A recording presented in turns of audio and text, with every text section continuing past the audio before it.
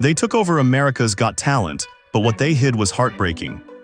In a dazzling blur of matching uniforms, synchronized movement, and razor-sharp choreography, the Japanese dance group Avantgardy exploded onto the stage of America's Got Talent and instantly captivated millions. Their entrance was unlike anything the show had ever seen, an eerie blend of strict discipline and surreal humor that made them feel like a live-action anime troupe. But behind their flawless execution and deadpan expressions, a story far more complex and deeply emotional was unfolding, a story that never made it to the spotlight. While audiences marveled at their unique blend of J-pop energy and military precision, very few knew that many of these young women had only days off work to make their dreams come true. That's right, beneath the glitter and glamour of the AGT stage were women juggling daily jobs as baristas, factory workers, retail clerks, and street performers. They weren't seasoned celebrities flown in with stylists and handlers. They were hustling on both sides of the ocean, surviving on ramen and ambition. They smiled for the camera, but behind that poise was the exhaustion of double lives, cultural pressure, and a fierce urgency to represent not just themselves, but an entire country's artistic spirit. Their mission wasn't just to win a trophy. It was to share the soul of Japan with the world, a statement that became their emotional compass throughout the competition. And while their faces remained stoic in each performance, fans started to notice the cracks behind the perfection, exhaustion, stress, and the toll of constantly reinventing themselves for every round. The camera never showed the sleepless nights or the emotional breakdowns backstage. The public only saw the end product, never the pain stitched into every move. Avantgardy wasn't just another novelty act. They were warriors of expression, artists battling fatigue, financial limits, and cultural expectation in a foreign land. But as the weeks went on, the pressures intensified. And as the show neared its peak, what happened behind the curtain would reveal more than just physical fatigue. It would expose a deeper emotional cost that no one had scripted for prime time. And that's where the story truly begins. From quiet streets of Japan to the world's loudest stage. Before they became a viral sensation across American households, Avantgardy's story began in the understated corners of Japan, far from the flashbulbs and fanfare of Hollywood. Formed under the direction of choreographer and creative visionary Ai Yamada, this 20-member all-female dance troupe wasn't born out of commercial glitz, but rather out of cultural pride and artistic rebellion. The name Avantgardy itself was a play on avant-garde, reflecting their commitment to pushing the boundaries of conventional dance, blending the mechanical with the emotional, and using their movement as a tool of eerie expression. With their trademark bob-cut wigs, expressionless faces, and doll-like military formations, they were unlike any other act in the AGT universe. But the dream they carried was heavier than it looked. These weren't full-time performers bankrolled by sponsors. They were everyday young women with ordinary lives and unglamorous jobs. Among the group were noodle makers, baristas, fashion clerks, and even an ice cream shop attendant. By day, they served customers, folded laundry, and punched in time cards.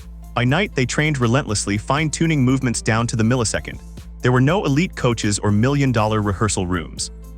They practiced in community centers, concrete studios, and sometimes open fields when rent was too high.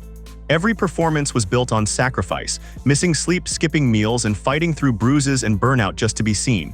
And when America's Got Talent came calling, it wasn't just an opportunity. It was a battleground. With borrowed airfare and limited English, they boarded the flight not just to perform, but to prove something to themselves, to their families, and to a world that rarely takes young Asian women seriously unless they conform to glittery pop stereotypes. Their audition became a shockwave across AGT history. Even judges like Simon Cowell, known for his scathing critiques, were left speechless. The internet exploded. Millions were mesmerized by the uncanny synchronization, the theatrical weirdness, and the undeniable precision of their routines. But few viewers asked the real question: how did they manage to create all this while holding down everyday jobs? And more importantly, how long could they survive like this before the strain became too much? As their popularity skyrocketed, so did the pressure, and what started as a dream soon began to feel like a ticking clock. But the real twist was yet to come. They shocked the judges, but no one saw the meltdown brewing behind the curtain. Avantgardy's audition wasn't just a performance, it was a cultural earthquake. The moment they stepped on stage with their deadpan expressions, eerie precision, and retro Japanese school uniforms, even the notoriously hard-to-impress Simon Cowell leaned forward with intrigue. Their audition piece was a choreographic mystery, a fusion of robotic coordination, unexpected comedy, and synchronized intensity that stunned the audience into silence before erupting into wild applause. It was like watching a human metronome powered by something far more soulful than any machine. The judges were blown away. Cowell called them one of the most original acts he'd ever seen, and the group instantly became a viral sensation. Their performance racked up millions of views online, fan edits popped up within hours, and even casual viewers who rarely followed AGT couldn't look away. But while the world was falling in love with Avantgardy, the girls themselves were fighting a rising tide of exhaustion. Every new round meant new choreography, new costumes, new music, and no room for mistakes. Their semi-final performance was another masterclass in visual rhythm, this time upping the theatrical flair and technical stakes. Once again, they were flawless on the surface, but what fans didn't see was the grinding toll it took to get there. Rehearsals were brutal. Jet lag hit hard. Communication barriers caused confusion. And while their competitors were resting between rehearsals, Avantgardy was still adjusting to time zones, battling homesickness, and scrambling to translate instructions from producers.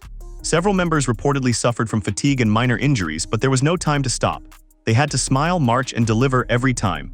Then came the crushing blow. Despite all their work, they didn't secure a direct spot in the finals. The shock was palpable. Fans online were outraged. How could one of the most innovative acts on the show fall short at this stage? What happened next would test their willpower beyond choreography. It would be a twist of fate that offered a second chance, but at a punishing cost. Their journey wasn't over, but the next chapter would demand more than they ever imagined. Eliminated and resurrected, but their second chance came at a crushing cost. Just when the world thought Avantgardy's journey had ended too soon, fate handed them a lifeline, but not without strings attached. After being unexpectedly eliminated in the semifinals, a wave of outrage surged across social media. Fans felt robbed. Comment sections lit up with confusion, disappointment, and disbelief. But then the producers introduced a twist: the instant save wildcard vote. Viewers were given a chance to resurrect one act, and in a matter of hours, Avantgardy was back on the board. The public rallied behind them with unmatched intensity. Thousands voted, hashtags trended, and when the results were announced, cheers erupted across the internet. Avantgardy had earned their redemption. But what looked like a comeback victory on the outside was actually the beginning of a grueling uphill climb. Unlike other finalists who had days to perfect their next routine, Avantgardy now had just over 48 hours to completely rework their act, allegedly due to last-minute licensing issues with their original song. Fans on Reddit claimed the group had to learn entirely new choreography and music in under 2 days, while simultaneously appearing in multiple finale segments, group shoots, and collaborative videos. It was an all-out sprint under the hot lights of primetime pressure. Their schedules became inhuman. Reports suggest the dancers barely slept, rehearsing into the early hours while also being pulled for filming commitments unrelated to their main act. They weren't just dancing, they were being shuffled between rehearsals, tech checks, interviews, and stage blocking with hardly a moment to breathe. And while most AGT acts had the luxury of focusing solely on their performance, Avantgardy bore the weight of a fanbase that had fought to bring them back. Failure wasn't an option. They didn't just owe it to themselves, they owed it to everyone who believed in them. Yet behind the stoic faces and military posture, the cracks were starting to form. Fatigue, frustration, pressure. The dancers wore their signature blank expressions like armor, but it was clear this comeback wasn't fueled by joy, it was driven by obligation. They had won a second chance, but it came with an invisible price tag, a level of expectation and urgency that pushed them far beyond the limits of exhaustion. And as the finals approached, one chilling question began to hover in the background: could they survive the pressure without breaking? Fans cheered, but backstage, Avantgardy was silently falling apart. While the bright lights of the America's Got Talent finale dazzled audiences across the country, something far more somber was brewing behind the scenes, something that never made it to the highlight reels. For Avantgardy, this wasn't just another performance. It was a fight against the clock, against physical limits, and against emotional collapse.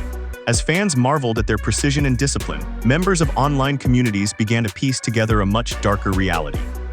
One Reddit post, now widely circulated among AGT watchers, claimed that Avantgardy had to completely relearn their finale routine in under 48 hours due to a last-minute song clearance issue. While this detail was never officially confirmed by the show, fan analysis of rehearsal footage and interviews supported the theory. And if true, that alone would have been an overwhelming hurdle. But that wasn't the half of it.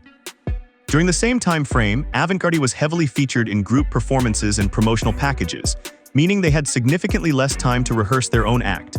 Reports from production insiders and fan forums suggest the group was everywhere at once, shuttled from segment to segment with little downtime. While other finalists were polishing choreography and resting their bodies, Avantgardy was trapped in a production whirlwind.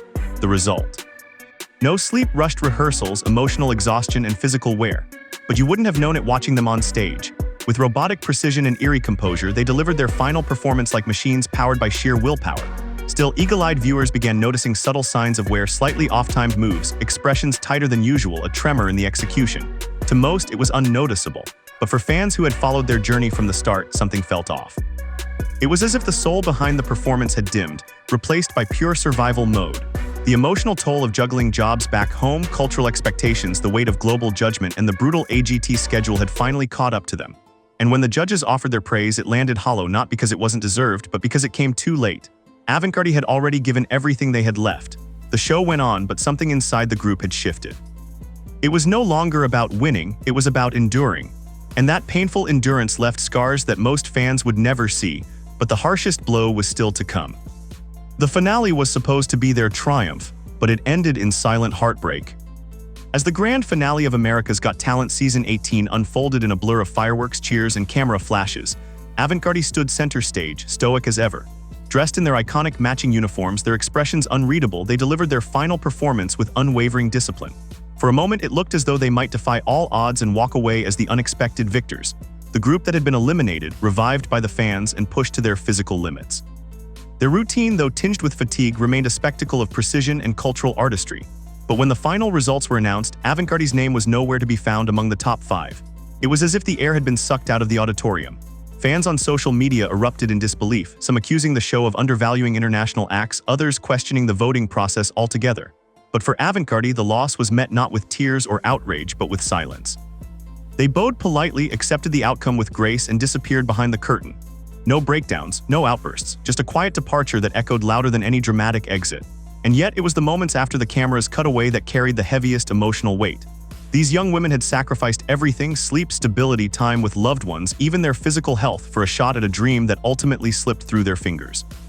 There was no consolation prize, no press tour, no guaranteed career path after the finale. They returned to Japan as unsponsored artists, back to their day jobs and routines, carrying the emotional weight of what could have been. Some fans feared they would dissolve after the heartbreak, but the group remained intact, at least in spirit. Their fanbase, deeply loyal, continued to celebrate them online.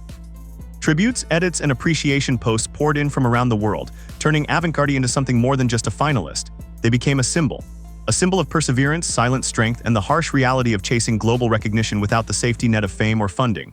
The finale didn't break them, but it did expose the brutal reality that even the most talented, hardworking artists can be overlooked in a system that often favors flash over soul. And while Avantgardy may not have taken home the trophy, they left behind something far more lasting: a legacy of quiet rebellion against the limits of performance, and a reminder that sometimes the most powerful stories are the ones told without a single word. After the cameras stopped rolling, their real struggle quietly continued. When the AGT stage went dark and the season wrapped up with its usual confetti and flashbulbs, the world's attention moved on to the next trending act. But for Avantgardy, the real test was just beginning. Without a recording contract, talent agency push, or national tour announcement, they returned home not as crowned champions, but as ghostly icons, widely admired but quickly forgotten by the mainstream machine that had momentarily embraced them. For most of the group's members, life quietly resumed. The spotlight was replaced by fluorescent lights in ramen shops, retail stores, and offices. The surreal fame they had experienced in America suddenly felt like a strange dream, one where they danced in front of millions, only to return to anonymity on the other side of the world. But their story didn't fade for everyone. Across Reddit threads, AGT forums, and fan blogs, a passionate base of supporters kept their memory alive. Appreciation posts poured in, some chronicling every routine frame by frame, others offering emotional tributes to the courage and consistency the dancers showed under extreme pressure. Some fans even argued Avantgardy deserved better from AGT: more airtime, more protection, more acknowledgement for what they endured to represent their culture on a global stage. In Japan, their presence gained a cult following too. YouTube uploads of their performances began circulating in dance circles, inspiring students and creators who saw in Avantgardy not just choreography, but a form of expression that merged theater, emotion, and social commentary. Yet behind the viral views and reposts was a lingering question: what did it all cost them? How did it feel to give everything, time, body, soul, for a dream that rewarded them only with applause, then moved on? The silence from the group after AGT has sparked speculation. Some wonder if burnout or disillusionment played a role in their low public activity post-show. Others speculate that contractual restrictions or internal struggles kept them from launching a follow-up project, but no official word has ever confirmed the full story. And maybe that's the most haunting part of Avantgardy's legacy: the unanswered silence. They were a group that communicated not with words, but with movement. And when their dance stopped, so did the dialogue. In a world that thrives on oversharing and self-promotion, Avantgardy's quiet exit was both poetic and painful.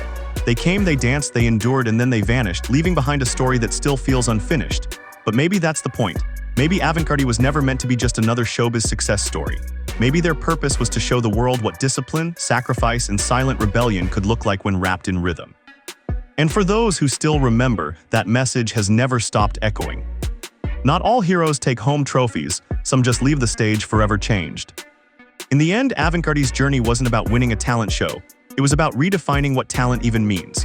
They arrived on America's Got Talent not with glitzy vocals, loud drama, or high-budget gimmicks, but with something far more powerful: silence, synchronicity, and sincerity.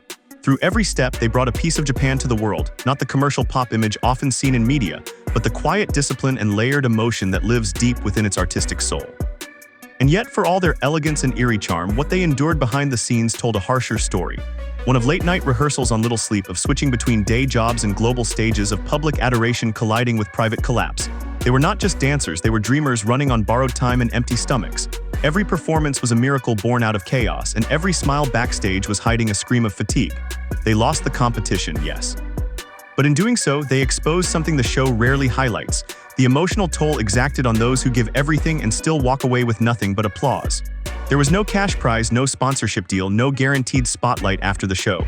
What Avantgardy left with was something far less tangible but infinitely more meaningful: legacy. Their story now lives in the hearts of fans who still post tributes, in dance studios where their style is studied, and in quiet moments when someone asks, "Remember that one group with the bangs and the eerie moves?" They were more than a novelty act. They were a movement. A visual language that challenged norms, made people feel something unfamiliar, and reminded us that art doesn't need to shout to leave a mark. And maybe the tragedy isn't that they lost, but that a system built on spectacle was never meant to reward their kind of quiet greatness. As viewers, we clapped, we voted, we moved on. But Avantgardy gave us a gift, a glimpse into what true artistic sacrifice looks like. And now perhaps it's time we gave something back by remembering, by honoring, and by asking ourselves a difficult question. When the lights go out and the stage is empty, who really wins? The ones with the trophy? Or the ones who gave everything just to stand under those lights, even for a moment?